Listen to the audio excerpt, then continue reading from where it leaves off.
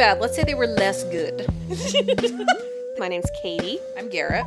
And this is the Bars Ankle High and part 3 of Garet's series on depression. We've gotten real chatty about this. Before we get into it though, because it's the end of June, if you're not yet, make sure you're following us on Instagram. We'll be sharing the link and it will also be in the show notes for this episode. But we have a big announcement. And we know, so we can rule out it's not that I'm pregnant because we already announced that. Right, you're not double pregnant. I'm not double pregnant. I'm not single pregnant. You're not single pregnant. I'm not engaged. Nope. But you can nominate us for a People's Choice Podcast Award for the entire month of July, baby. We are in the comedy and mental health categories, so you can nominate us for both of those. You just have to, like I said, it'll be in the show notes. You just follow this link. Mm-hmm. I'll probably create a Bitly link as well. Billy! Yep. I love doing something that annoys her. Just never gets old for me. So funny. So we'll create that, and you just follow that link. You'll have to register, but it's just like to confirm your email and to make sure that like we're not spamming them with bots. But holy shit, it'd be so cool to win. Yes. Garet would like completely screech and turn into a crow and fly away. Yep. Like Moira Rose. Puke rainbows. Yes. It would be shit man, glitter. I would just die. Puke rainbows. Yeah. Which normally I do just like on holidays. Uh-huh. But I really didn't know where she was going with that. I was like I meant like the shit glitter thing. It was just from eating too much glitter glue. But this time it'll be like natural. Just to be clear, I am talking about the shitting of glitter. Not puking rainbows. I don't Not do the that. shitter. I was trying to find the No, it just doesn't work. I was trying to combine glitter and shit. It's like glizzy, but yeah. But it's not a hot dog. It's just glitter. I thought shit. a glizzy was a type of gun.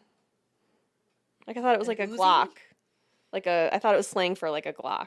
Not that I'm aware of. But my understanding is a glizzy is a hot dog. I mean, I understand it's a hot dog too because I just saw a meme about like Memorial Day weekend and glizzies, yeah. And it was a picture of like a chili dog. But like, you're like, where's the guns? Yeah, I was like, do I not understand what a glizzy is? And then I was like, probably, but it's not going to stop me from using it in the wrong context all the time. For further context, please see the episode. Was it Patreon where we talked about running a train? I think you told that story recently on Patreon. I think it was on Patreon when I ran a train. You should join our Patreon so you can hear Katie talking about running a train on a buffet. 5 stars. I stand by it. What was that one I sent you recently? It was that woman talking about... There was like another phrase that was getting misused. And it was so funny. I don't know. I can't remember what she was like God, it's going to make me so mad. And all I could think of was Katie because this lady was just like really confidently beating off. Is that what it was? There was some kind of phrase that this woman was like so confidently using wrong. And somebody was like, I'm sorry, what? Yeah, beating off. And they're like, that's not what that means. So anyway, same thing. So make sure that you run a train on voting for us in the podcast. Yeah, awards. vote for us for the People's Choice Podcast Awards. We'd love to win. We'd love to also, make it through the nominations round. Yeah. Really just the nominations, like the Academy Awards, like just to be nominated. But like honestly though. Yeah.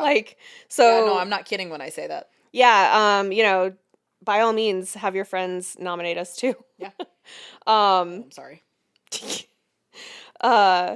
But yeah, no, it would just be great. So even though it's still June, you can't do it till July 1st. But because this episode comes out June 29th, we don't want to miss you and miss a chance to like get the word out. Yeah. So yeah, do that. Follow the link in the show notes here, or it'll be posted in our Instagram page and a story, and I'll probably have a separate highlight. Yeah. Or it'll probably be I'll put it in the link in our bio. So yeah, without further ado, I like doing stuff that annoys you too. It just makes me think of the Sagoo.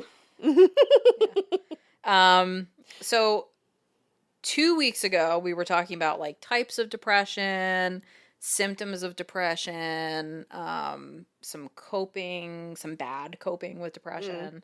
Last week we talked about like who is impacted by depression and some like coexisting health issues, things that tend to appear with depression.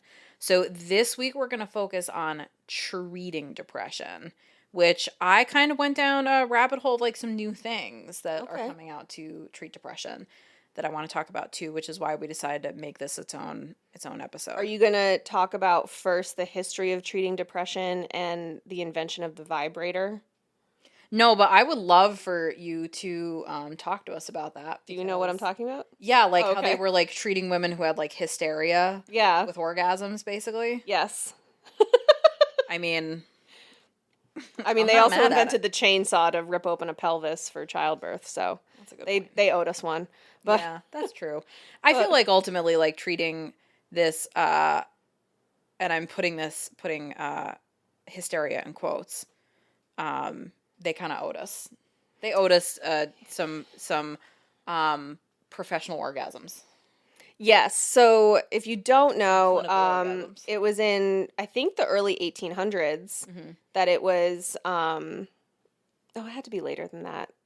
I have no concept of time when it comes to that. Hold on, please. We need the Jeopardy music without getting sued.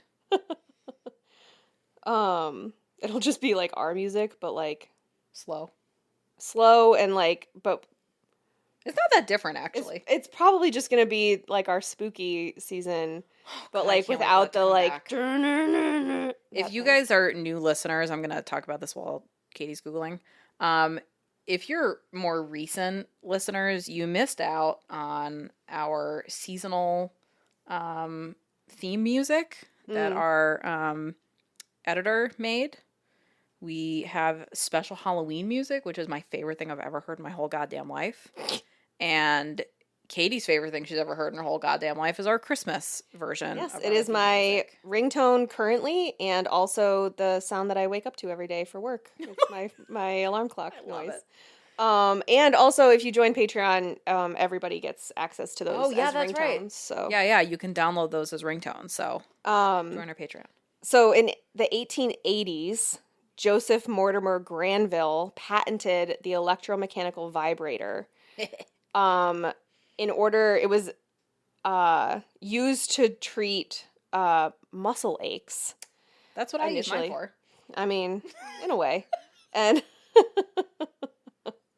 but they started using it to treat melancholia in women and hysteria if they were just like, oh, the husband's reporting that she's being a real bitch.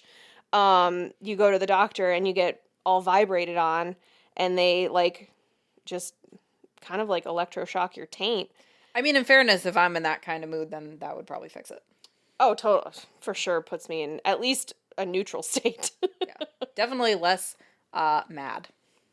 Yeah. Yeah, so they used these vibrators on women to and like there's different descriptions where they've like inserted them into the vaginal cavity or were using them just externally, but either way your G-spot was getting a glizzy and they were beating everybody off. I did it. I'm so proud. I cannot wait for our editor to hear this episode. Wow, he's gonna kill me. So excited. Yeah, I mean, in fairness, it should probably still be a treatment for depression. I mean, it makes me feel better when I'm feeling a little down. Tense. A little cranky. Yeah, just takes the edge off. My brain immediately went to gold member. Toit. Toit like a toiger. Shave me from my shirt. I feel like we owe royalties at this point for how many times we quote gold member for whatever reason. Isn't that weird? Vitamins. So aside from clinical vibrators, Oh, sorry. we did warn you at the beginning that Yeah. it was going downhill. Yeah, it's hour 4.5 of recording. Yeah, we're basically almost dead. So one important thing to note is, we did mention, I think a couple episodes now ago, that depression is among the most treatable of mental disorders. But the same treatment that worked for someone is not necessarily going to work for someone else. And if it worked 10 years ago, it might not work for you now. Mm-hmm. So it's important to be open to different types of treatment, different medications, whatever it is. So I was correct in my statement a couple weeks ago. Between 80 and 90% of people with depression eventually respond well to treatment. And almost all patients gain some relief from their symptoms with treatment. But it is important prior to getting diagnosis or treatment that you get a thorough diagnostic evaluation, an interview with your doctor, a physical examination, something like a blood test to make sure that you don't have something like a thyroid problem or a vitamin deficiency, which we mentioned last week, that can cause depression-like symptoms. Part of the evaluation, they're going to identify specific symptoms, explore family medical history, environmental factors. They really want to find out, okay, what's possibly driving these symptoms and what's going to be the best course of action to alleviate some of these symptoms. So one of the things that I read, they said that people don't choose to be depressed, but you do make a choice in how to deal with the depression, which I thought was a really good... Yeah. A really good way of putting it. Yeah. Because, you can choose to do nothing, but denying that you have a problem is just going to make you feel worse. So if you just take, one step and it feels okay, try it again. And, that's how a lot of people can get through it, because it's a real illness and there's help available, but, you have to take those steps. Mm-hmm. I know, personally... I've known people who have dealt with depression who, when they're feeling depressed, kind of lean into it. Yeah. So instead of doing things the way I'm kind of thinking of it is you have to participate in your own wellness. Yeah. So if you're feeling those things, when I'm feeling like that, maybe a shower would make me feel better. Even though I don't feel like it, maybe going out for a 15-minute walk is going to make me feel better. Maybe, I saw cleaning up the area that I'm sitting in, or putting on fresh clothes, those things will make me feel better. Totally. And that's where that therapy lamp comes in. Right. But also I saw something on Instagram, I think it was Elise Myers, it must have been, where she was talking about having real depression and struggling with her depression during the pregnancy that she's currently in. And how she hadn't showered for a full week or something, a really, really long time. And I don't know who suggested it to her, but somebody said, okay, but what if you just put your feet in the tub and turn the water on? Oh, yeah. And because the thought of taking a shower was just so overwhelming to her. Yep. So it was oh, I've got to get undressed, and then I've got to shower and wash my hair, and I haven't washed my hair in so long. It's going to be... hair is really that's such a hard... Especially when you have curly hair to brush it out and all this other stuff and really get in there. And the feeling of having wet hair sitting on my neck and getting my clothes wet is... Oh, it's just, especially in the wintertime when it's cold. It only bothers me in the winter. Ugh. It doesn't bother me any other time. Yeah, I'll go to work with wet hair all the time. I don't care. But it was just an interesting thing where it was okay, it's sort of that thing of okay, just do one small thing, and it's baby step. And yeah, and it's you don't have to take a shower, but just get your feet wet. Just get them wet. You don't even have to wash them. Just get them wet. And it made it easier for her, because then, okay, the water is on. She's already partially wet. And so then it's easier when you, like you said, baby steps, just do this one little thing at a time.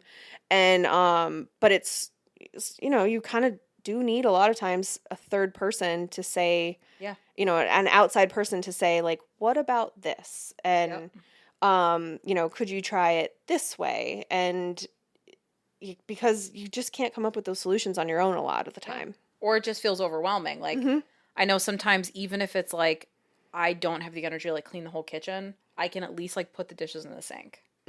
And okay, most of these dishes can go into the dishwasher. I can at least put them in the dishwasher. So just taking those like little, I have mail that's accumulating. Let me just at least throw out the stuff that I know is junk. Things like that. Little things that you know when you do it, it's going to make you feel better. Yeah. Like, even if I don't feel like exercising, I know if I actually exercise, even if it's stretching or going for a walk or just like 10 minutes of something, it is going to make me feel better. So sometimes I just have to force myself to do it. Sometimes it's just putting on workout clothes. And then I'm like, well, I already have the clothes on. Or the converse of that is just going out in what I have on. Yes. I'm just going to go for a walk in what I'm wearing because getting changed is like too much for me right now. That's a big one for me is like just, I'm in jeans and I'm going to be sweaty and gross, but like whatever. At least I have a bra on, which is like to me the biggest thing. Yes. Getting a fucking sports bra on, like, yes. God. Pulling leggings up that are like tight. Ugh. And I'm more likely to force myself to take a shower if I'm sweaty. Same. Yeah. Than if I'm just like, because then I'm like, it's that whole, well, if I take a shower, I want to like sweat before I take a shower. So then I got to exercise. So then I'm like saving that whole thing and then it makes that other thing easier too. Yeah. So it's definitely like participate in that with yourself. And even if like talking to your doctor is your first step or talking to your mental health professional is your first step, like do those other things and participate in making yourself feel better. So from a medication standpoint, brain chemistry can be a major factor in whether or not someone is experiencing a depressive episode, the type of depressive episode they're experiencing, and it can factor into treatment because that's going to impact what's going to be the first step in making you feel better. So antidepressants can be prescribed to help modify your brain chemistry. The medications are not sedatives, uppers, tranquilizers. They're not habit forming. They have no stimulant effect. And generally, people see improvement within a week or two of use. Sometimes it takes longer, 2 or 3 months. But usually, if you're not experiencing any improvement after several weeks, they can talk about altering the dosage or maybe looking at a different type of medication. There are other like psychotropic medications that can be helpful.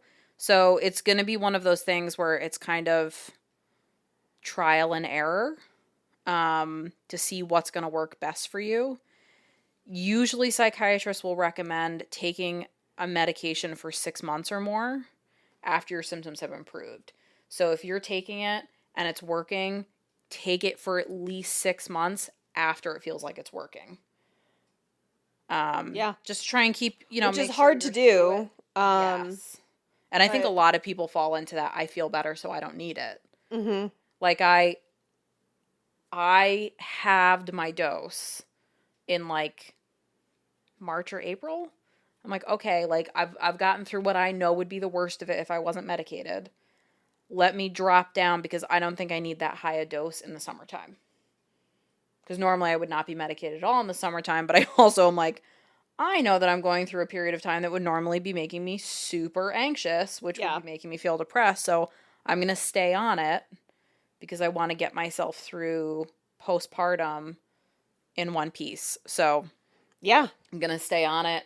I'll probably go back up to a higher dose in the wintertime or in the fall, and then see how I feel next summer. So it's totally like doing what works for you, but that'll be a conversation that I have with my therapist where I'm like, okay, this is how I'm feeling and thinking and what works for you now, not what you think should be working for you necessarily, or where like just kind of part of any of this mental health stuff is like learning how to accept yourself where you are. And, like, meet yourself where you are. Right. Oh, that's a good way to put it. Yeah. Meeting yourself where you are. Yeah. It's extremely common to need to try more than one antidepressant. So many people that have depression are not going to get relief from the first medication they try. They don't even really know why. I mean, it's probably the brain chemistry stuff that we were talking about last week. last week. Mm-hmm. But so, I mean, it says up to 50% of people with major depression don't improve with their initial treatment. So you really have to like commit to being open to more than one type. Which I also think is reasonable to a good opportunity to consider whether or not you're working well with your clinician, Mm-hmm. because if you're having trouble either discussing whether it's working or not, or you're having trouble accepting what they're telling you, Mm-hmm. Or if they're not wanting to go through the trial and error process. right, then it's worth, if you can, seeing if you can get in with a different medical provider so that you can, get the care that you need, but also feel comfortable with the care that you're getting. Yes. Um, And comfortable communicating that mm-hmm. too. Yeah. They do refer to depression that doesn't improve after 6 weeks of treatment as treatment-resistant depression. And they do think that genes are strongly involved to having that treatment resistance. So it's just another situation of maybe changing or adding medication. There are newer antidepressants called serotonin norepinephrine reuptake inhibitors, so SNRIs. So it's kind of combining targeting the serotonin and the norepinephrine.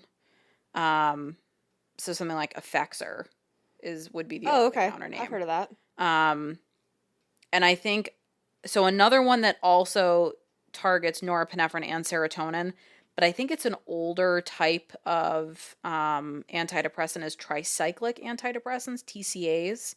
But they also involve the effect of influencing histamine and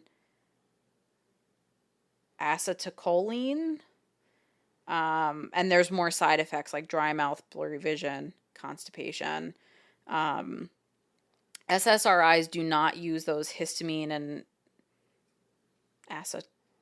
something choline, and don't have a lot of the side effects. They're also safer from a cardiovascular standpoint. So doctors are more likely to go with an SSRI first. So there's also psychotherapy, cognitive behavioral therapy, and they have a saying, no pills without skills. So they want you to, if you're taking medication, to also be going to therapy so that you're approaching it from a more whole perspective. That's a good, rule of thumb. That's always been my thing, is like, for a long time, I didn't want to medicate for my anxiety because my feeling was like, okay, I have this for my whole life. Like, ultimately, the most effective thing is going to be like how I cope with it as opposed to a medication, which, hindsight, not entirely true. Because if I can't ever get ahead of it, it's going to be really hard to cope with it. Yes. So it is worth doing both. Cognitive behavioral therapy, especially for like mild depression, that may be all you need, is just therapy. Mm-hmm. If you have moderate to severe depression, they usually will recommend doing medication and therapy together. And we've talked about it before, but, cognitive behavioral therapy is a form of therapy where you're focusing on problem solving in the present. So helping you to like recognize disordered thinking or negative thinking and trying to change those thoughts and behaviors in a more positive, effective way for yourself. Depending on the severity of the depression, they're saying it can take longer than medication, so 10 to 15 sessions can make a significant improvement, but obviously that's going to be longer than 1 to 2 weeks for medication. Right, yeah. And also, again, with insurance, do you have co-pays? Is it covered at all? Yeah. Can you find someone? So, I mean... Which, like, I'm in that find someone boat right now, yes, folks. Katie has been thrust into that how do I find someone right now. In the middle of my move, I got a phone call that my therapist was leaving private practice and I had to find somebody new. Sweet Jesus. That was one of those things. She texted me that and I was like, wow, I would definitely be having a meltdown right now. And that was like, that was like the fourth thing that went wrong that week. But I was like, kind of radio silent just because I was doing all this other shit. But I was like, you just get to the point where there's just like so many things that you can't even like, it was the thing that happened, and I like chuckled about it because I was like, that's fucking crazy. Garet will love this. It's that the guy from The Simpsons, the kid from The Simpsons, sitting on the bus. I'm in danger. Yes. Yeah. And then he rolls down the hill. Yes. To get away. Yeah. Ralphie. It is really hard. I really lucked out when I found my therapist. But it is really hard. I think especially, like, it's always been hard, but post-pandemic, I feel like the demand is just like super high right now. Mm-hmm. And I think really hard. I could be talking out my ass here. I have no data to support this statement. Cool. But I'm betting that a lot of employers, at least obviously in the US, have changed their benefits package to emphasize mental health since the pandemic, meaning that more people do have it covered, at least to an extent. Therefore, there's more access, and thus more competition. And I mean, I don't want to turn this into like a capitalistic thing, and I actually removed it from my research because I just got really fucking salty when I read it. But they were talking about like ultimately the impact that depression has on like the capitalist system and productivity and how many work days are lost due to either decreased productivity because of depression or like missed days of work. Which is like the bullshit that they do with like obesity, where it's like the only way that we can get people to the only way we can get corporations and employers to care about it is if we say like, you're losing this many man hours based on depression, which or means this much you've lost this many trillions of dollars in right this year's span. So you have to care about it, where it's like, you know, it I think statements like that add to the stigma around depression. Totally. Just like they add to a stigma around obesity. Like, I'm not a less productive worker because I'm overweight. I'm not a less productive worker because I've struggled with PTSD and depression and anxiety. That you haven't lost any fucking money because of me. Yeah. And to put everybody with that diagnosis into this group of you're an expense, not an asset. Oh yeah. Then it because it is a spectrum. Yep. If you heard my song last week. It was great. It was really great. I will be, just like we need you guys to nominate us for the People's Choice Podcast Awards, I do expect to be nominated for a Grammy for that. Can't wait. Can't wait to wear my ragtag champion t-shirt to the Grammys. Yeah. Yeah, and you can be one of my backup singers with your version of My Hot Dogs Go On. Yeah. For the Glizzies. Yeah, that's perfect. Look at full circle. Full circle. But, you know, you have this perpetual stigmatizing of a group because it's like, no, I'm not like, you know, no, I show up to work. I can go to work and do fine. Yes, I would feel better if I took a day off, but like, I have PTO. So you're not actually losing anything from me. So like, also, fuck off. How many lunch breaks have people worked through? And I worked through almost every single one of my lunch breaks. Right. Yeah. So, and like... And I'd never take my unpaid breaks. Yeah. And if you average it out, so really, how much free labor have you got? How many times have I stayed late to finish something? During the pandemic, how many times I worked till like 7? Yep. And I'm ineligible for overtime, so... So it's... And the fact that last time I checked, you're employing people, not machines. So it's kind of like when you have somebody working in a manufacturing setting that winds up with a repetitive motion... injury, workers' comp claim, because they then they get fought on it because you have to prove that's it's the nature of the job, and machines may be designed to do that, but human you know what though are not. Your washing machine is designed to wash your clothes, and yet you might still have to replace a belt or a rotator or, you know, some washer or something in there. You still have to replace the parts of the machine from overuse and from just general use. Yeah. So, you know, humans are no different. And the fact that our parts, the, you know, mechanisms of our machinery involve a brain and hormones, well, too fucking bad. Yeah. Until you can figure out a way to do my job, which like GPT is not doing my job too well right now. Yeah. Don't get me wrong. They're getting there, but they're still not going to be able to have that argument. And, you know, it's not going to get there, guys. No. And certainly not anytime soon. Not within our lifetime or Blueberry's lifetime, I don't think. So, yeah, it's people are human beings, and just treat them like human beings, not like machines. So it is something that I decided to leave out because I read it and I was like, oh, that's interesting. And then immediately got mad about it. And I was like, I'm not Reasonable. Yeah, no, I'm not going to include that. Another therapy for depression. Is it listening to this podcast? Yes. Ah, is electroconvulsive therapy. What? They still do that? Oh, yeah. So, it's not on a vagina? No, to your head. It's been most commonly reserved for patients with like really severe depression who have not responded to other treatments. Wow. Hopefully so it's like not barbaric anymore. No, you're under anesthesia. Oh, no So shit. they do a brief electrical stimulation to the brain while you're out, and you typically receive it 2 to 3 times a week for a total of 6 to 12 treatments.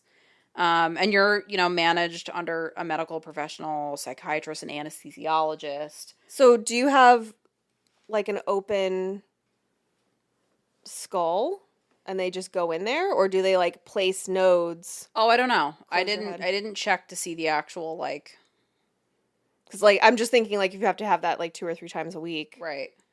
It would burn you, I think, if it wasn't like, which is probably why you're under the supervision of like multiple. No, I mean I understand why it's not constant. I'm just saying like they're not gonna like take your head plate off 3 times a week and put it back on. Like it's not a hinge door. Yeah, no, I Probably. think it's all external. Just put hinges on your skull. Knock knock. Who's there? What's the password? Oh my god. We're struggling.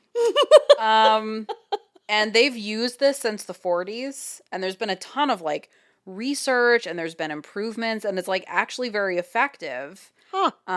But I think like because the way it's been There's represented such in, a like, bad right. I mean, movies and TV that it's really got this like stigma. well, I mean, it's not even movies and TV. Like all of those asylums are haunted because they did this shit to people. Yeah, so yeah. like, And that was also like now they're like you're under general anesthesia, so you're not like it's not like the you're pickaxe not raw to dogging the lobotomy right. people. Like in Wolf Over the Cuckoo's Nest. Mm-hmm. Like Nurse Ratched is not administering these. Did you watch that series on Netflix? What series? Oh, Ratched. yes. Like half of it. Mm. I didn't finish it. I finished it. Something about bad attention span. That sounds made up. That's not real. You don't look like you have a bad attention span. No, I have a great ability to focus. Like right now. Like right now. So obviously I'm kind of giving this section with like an eye roll because we've talked about this before and it comes up in every motherfucking episode that we do for everything. But there are like self-helpy type things that you can do to cope with depression. Is it essential oils? No. None of these are a cure, obviously. Getting enough sleep, keeping on a consistent sleep schedule, eating a healthy diet, avoiding alcohol because it is a depressant. And we discussed during our sleep episode how alcohol use can fuck with your sleep cycle. Yes, and how you can also, similar to like the chronic pain, the relationship between poor sleep and depression, it turns into a chicken and egg. And it's like, am I depressed because I'm not sleeping? Am I sleeping because I'm depressed? Not sleeping because I'm depressed. Yeah. So right, yeah, I feel like the stay on a sleep schedule is like easy for you to say, not depressed person, like kind of like when they're like, I remember telling the OB's office that I was having really bad insomnia, and they were like, "Are you just anxious?" I was like, "No, I can't sleep. I go to bed and I stare at the ceiling. I can't sleep." I was like also the sleep clinic wanting to refer me to an insomnia therapist, and I was like, it's like I just wake up at 2 a.m. and I'm awake. Like it's not like I'm tossing and turning because I'm worried about things. Right. Like, but like they hear that I had trauma in the past and they're like, well, it must be that. And I'm like, okay, but I'm 5 years out. So like, well, and that's what I was like, no, I'm taking Zoloft. Like I'm not struggling with anxious thoughts right now. I'm not waking up thinking. Right. No, I just wake up. I just can't sleep. Like, I'm just laying there wide awake, even if I'm tired. So yeah, it was, Unisom has been a real, I can't even jokingly be like a real lifesaver. It's legitimately been a lifesaver because I can sleep. Yeah, you were not present in December. No, first trimester was real fucking hard. Turns out third trimester is also real fucking hard, but I also can't bend over. And when I do, I almost pass out. Although now you are visibly pregnant, so there's no Yes. hiding or denying. No. So, yeah. And I can wear maternity clothes, which makes it less of a I'm not like struggling as much as I was. Yeah. I was having a very hard time like prior to being like visibly pregnant and like before people knew, where I was just like experiencing all of the symptoms, but I just had to like go ahead and shut up about it. And it was really hard. As I'm hiccuping for no reason. It was really hard. So yeah, I think sleep is just like a huge thing. And obviously, like, when you're depressed, like, your sleep is really impacted. You're sleeping too much, you're tired all the time, or you're not sleeping at all. So a good sleep schedule, you can see Harvard's hygiene tips if you need some advice. I believe that's episode 17 or 18. Yeah, it's called Eat Dick Harvard. That's the episode that I'm referring to. I stand by it, but whatever. I still play my Candy Crush before I go to bed. And as we spoke about in our first depression episode, avoiding alcohol because that is a depressant. Those things can help reduce the symptoms of depression. Another huge one that they mention is exercise, because it does improve your mood and it helps stimulate like natural compounds in the body that can make you feel better. Yeah, endorphins make you happy, and happy people just don't shoot their husbands. Yes. That's what Elle Woods taught us. Yes. There was a study done in 2017 in the American Journal of Psychiatry that found that even 1 hour of physical activity each week, so even if you were just doing like 10 minutes a day, was associated with a 12% lower incidence of depression. Wow. Which is significant. 10 minutes a day is easy. That's good. Right. Totally manageable amount. Yeah. And like, you know that doing 10 minutes of anything is not going to hurt you. Like, 10 minutes of walking can only benefit you. Plus, we talked about, like, in other episodes, the green time. Yeah. Just being outside. So even if you're just outside stretching, going for a 10-minute walk, you don't have to be sweating. You don't have to be, like, injuring yourself. Just doing it is good for your mental health. It's good for your physical health. Like, it's so beneficial for people. Now I want to talk about some like new alternative treatments. Is this essential oils? No. Okay. This is all psychedelics. Whoa. Yeah. So ketamine. Ketamine's a psychedelic? No, but it's like one of these new. Like, boy, do I not understand drugs. These people are dying from tripping balls.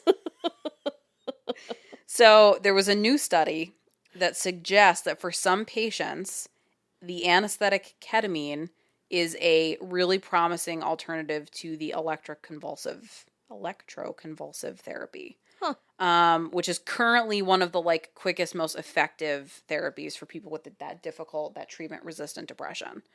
So there was a study that the New York Times talked about, and it's the largest head-to-head comparison that they've done of the two treatments.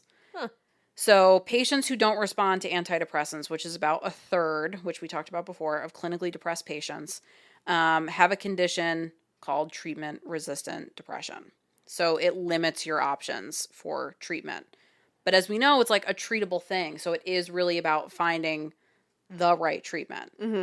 So doctors typically recommend up to 12 sessions of the electroconvulsive therapy, which has long established history of improving these symptoms. That is nuts. I still can't get over that. It's tainted by the stigma of historical misuse and frightening Hollywood images of people strapped to tables writhing in agony. Well, yeah. I mean, so now, that's how they did it before we had anesthetics. Right. So now it's safer. It's like they're like, Hollywood really exploited it. Okay. Except so did the medical community. Yeah, based on all of these medical journals from the 1800s where they did that. Yeah. Fuck. Along with like waterboarding people. Yeah, right. Jesus. So now they're saying it's done under general anesthesia and medical guidance is much safer, very effective. But it's still like very underutilized because of all of these stigmas. I mean, I think like I was just trying to wonder like what would I do if my doctor said to me, or like what would PK do if my doctor said to me, you should have this electrostimulus therapy in your brain to cure whatever. Mm-hmm. And the conversation that would be between me and PK of like, will I have personality changes? Like I'm sure that consent for that is crazy. Oh yeah. The informed consent. And like the concern of like, well shit, like the risk of going under surgery, to have a, tumor removed is that they don't get all the tumor. Right. The risk of this is that I come out a different person. Brain is damaged or something. Yeah. Right. And so, is that something that my partner is willing to risk? That's true. And, so yeah, as you were talking about that, that's what I was thinking of like, oh, I don't know, honestly. Yeah, like, it's wild. That's fucking scary. But also like, is the alternative that I'm going to feel like harming myself or dying by suicide? So, I mean, that's true. I'm sure like if you're really... Yeah, I guess like at a certain point you're like, well, fuck, like my current personality's not doing it, so shit. Yeah. So there was a study published in the New England Journal of Medicine, I want to say back in December. It found that ketamine, when administered intravenously, was at least as effective as the ECT in patients with the treatment-resistant depression who don't have psychosis. So if you have psychosis... Psychosis being the hallucinations? Yeah, like if you're experiencing psychosis, that ketamine is like the worst thing. Oh, okay. Gotcha. So for people that are just... But like, so like... looking at this... Depression. Like depression, not like bipolar depression or right. Okay. So... Let's see. Some of this is like, I just don't even need to be relaying. A small number of patients in both groups, so the ECT and the ketamine, under 33% went into remission, meaning they only had mild depressive symptoms. Under 33%. Under 33% went into remission. Oh, a small number of patients in both groups went into remission. So they were cured. This suggests that additional treatments would be needed in order for the patients to maintain relief. So they're saying, like, they're probably going to need an extended period of treatment. Okay. But that it was still effective. Continued treatment comes with additional risks for ketamine. Longer treatment increases the likelihood of both drug dependence and cognitive adverse effects, including dissociation, paranoia, and other psychotic symptoms. Those are big ones. So there's some drawbacks. But what if you just use this essential oil with it? What if you just put lavender oil under your tongue? What if? There's also...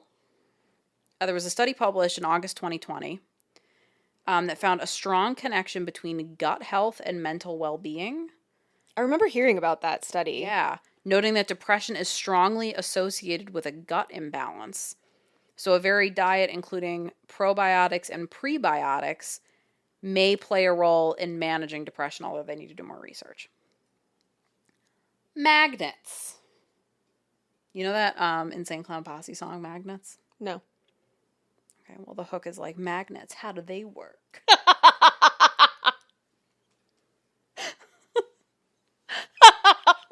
I can't believe Does it go just like that?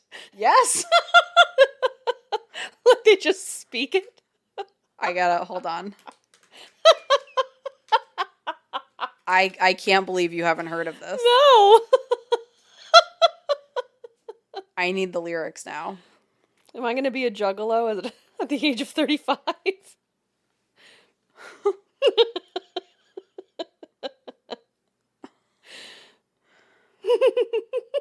Ocean spanning beyond my sight and a million stars way above 'em at night. We don't have to be high to look in the sky and know that a miracle opened wide. Look at the mountains, trees, the seven seas, and everything chilling underwater, please. Hot lava, snow, rain, and fog, long-necked giraffes, and pet cat and dog. And I've seen... I'm going to skip that part because that's not as good. This is really like...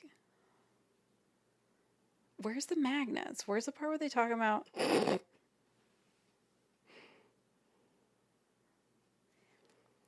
Water, fire, air, and dirt, fucking madness. How do they work?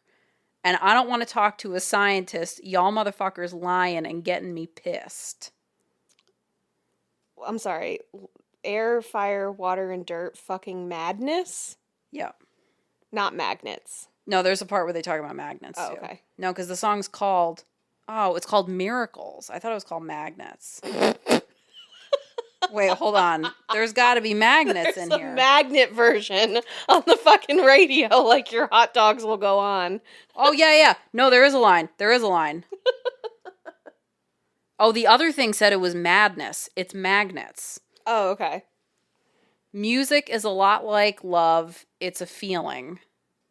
And it fills the room from floor to ceiling. I see miracles all around me. Stop and look around. It's astounding.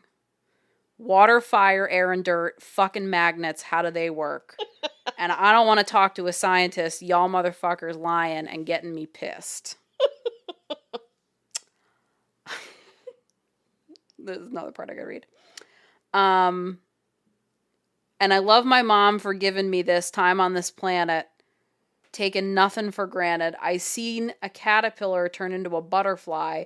Miracles ain't nothing to lie. So anyway, that was our Sagoo into Insane Cloud posse. Yeah. So anyway, magnetic pulses are one of the newest ways to treat depression. The pulses go through a coil placed against your head.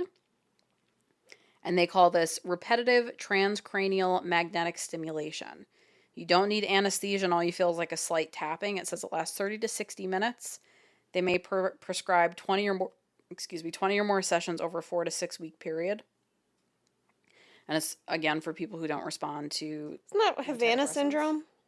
Isn't that what they thought the Russians were doing? It was like a sound, like a frequency of sound that they couldn't hear that was like making people... Sounds the same. Maybe they just had magnets in their pillows at their hotel rooms. Magnets, how do they work? So now we have psychedelics. Okay. So drugs like psilocybin and MDMA can alter individual brain cells and can help rewire the brain by generating new connections between neurons. So it can offer a new way to treat like a range of different disorders, from depression to chronic pain. There's like a whole bunch of things. So this is like the microdosing trend. Yeah. Yep. Okay. So they did a study of mice that found that psilocybin altered dendrites, which is the branch-like structure that extends from a nerve cell and receives input from other cells. Okay. So dendrites form connections through small protrusions known as dendritic spines. Mm-hmm. There's no question mark after that. Known as dendritic spines. Yeah. Affirmative. And in mice that got the psilocybin, the size and number of those spines increased about 10%, which allowed cells to form new connections. When we give mice a single dose of psilocybin, we can see those new connections form within a day. This is one of the researchers. And they can last for more than a month, which is the equivalent of many months in a human. So those new connections and that rewiring increases like your brain plasticity, which allows you to like learn and adapt. And the psychedelics, they're saying, kind of elevates that plasticity. So brain plasticity may explain why a single dose of a psychedelic drug can have long-lasting impacts on disorders like anxiety, depression, and PTSD. They're saying it can be months or years. So those long-term effects have been shown, including psilocybin, LSD, DMT, which is ayahuasca, in contrast, where most, like, you know, antidepressants, you need to be taking them every day. Obviously, some of the drawbacks would be nausea or upsetting or unpleasant or frightening hallucinations. Tripping balls. And they're saying, so they said it can be, like, very overwhelming for people. So a lot of times they said, like... So you will trip Yes. during this treatment. Okay. Yeah. It is still, like, even though it's done in a lab, it is still a psychedelic experience. And they said, like, they try and, like, make sure people are well prepared, but there's a lot of people that still have, like, mixed feelings after. And they said there would be people who will, like, have this trip and they'll be like, wow, this was amazing. It was just, like, such a great experience. And, like, okay, well, do you want to come back next week for another section? And they're like, no, that's okay. No, thanks. So I think it's just, like, a very intense thing for people to experience. And you're supposed to come back for multiple sessions? Or... Well, they're saying just one Okay. can have a major impact on your brain plasticity, and it can, like, positively improve for, like, years. Okay. Months or years. So you don't have to have more than one treatment necessarily. It's not like the ketamine or the ECT where you're going for, like, a prescribed number of sessions. It's interesting. This was a study, though? Mm-hmm. It's interesting that it was a study of mice. So then how were they giving an opinion on whether they wanted to come back? Because people, they are doing it on people. Okay. They were referencing a study that was done on mice. I don't think it's, like, an FDA accepted Like the thing secret yet. of the NIM. No thanks, I'm good. I feel like I'm tripping balls when I watch that movie. I love that movie. Yeah, I loved that movie as a kid. Me too. It's just, like, very... Yeah, especially when he's in the cage trying to get out. Yeah. Every bit of that movie is intense. The Crow is great. You're that the crow. animation, I do love The Crow. The animation's intense. The fucking old mouse with the... It's just kind of a scary movie. Oh yeah, it's wild. Yeah. That could be one of our viewing parties. The Secret of Nim. Oh my god, you just got so excited. Yeah. I haven't seen it in a billion million Yeah, years. me neither. I was reading about it recently because somebody had not heard of it. And I was like, you haven't seen The Secret of Nim? And then I start reading it and they're like, you sound like a lunatic. I mean, it's dark, but, like, it was a good... Man, like, we watched the fuck out of that VHS. Yeah, me too. Yeah.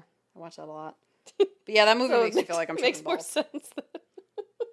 It wasn't the mice saying, no, I only need the one treatment, thank were you. not giving the feedback. It was definitely the people who were doing it. But the people weren't a part of a study. No, they were referencing a study of mice, but then they were also talking about people who have used these psychedelics. Okay, because I was just gonna say if the people were also a part of a study, that they gave them the option to come back or not is interesting. Yeah. As far as studies go, because, like, you want to control for things. Right. Yeah. Yeah, I personally have never done psychedelics. Me neither. I've been offered shrooms numerous times, and I was always so afraid that I would have a bad trip that I felt like I would give myself a bad trip by being afraid of having a bad trip. So That's fair. I just felt like I was too high strung for it. So I've just always avoided psychedelics. I've never been offered, and I think that says enough about my personality. They're like, you know what? I just don't think you're a good fit. I don't know that we want you to be that way. That's just a lot, I think, for you. I'm going to say no. I'm going to say that's not a good idea.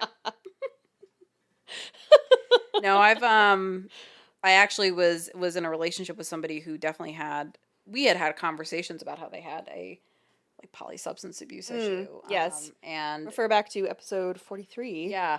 And at one point he looked me dead in my face and was like, oh, we should do shrooms. And I was like, have you not heard anything that we have just... What?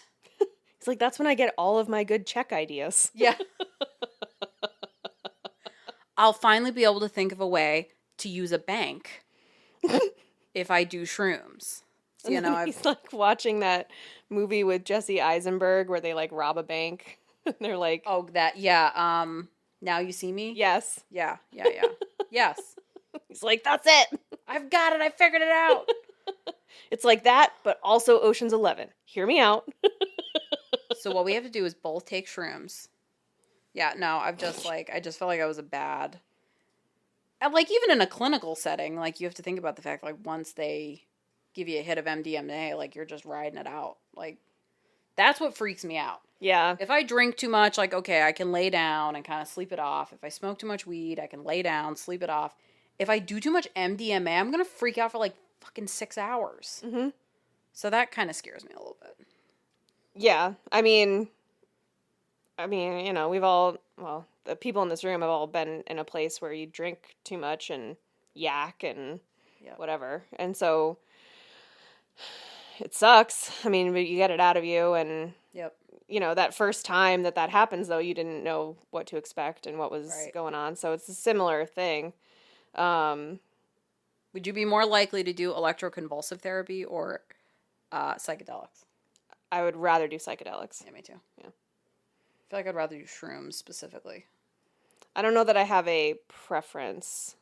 Did you ever see Midsummer? Yes. Yeah. Yeah. Which I don't know why, other than I must have just been bored as fuck during the pandemic. I loved that movie. I didn't mind it as a person who hates scary movies. I didn't mind it. Yeah. But it wasn't what I was expecting. I don't think anybody was expecting any of that movie. Because, like, by the time I watched it, it was like, it had been out for a while. And so what I had heard about it was all this... Like, very divisive.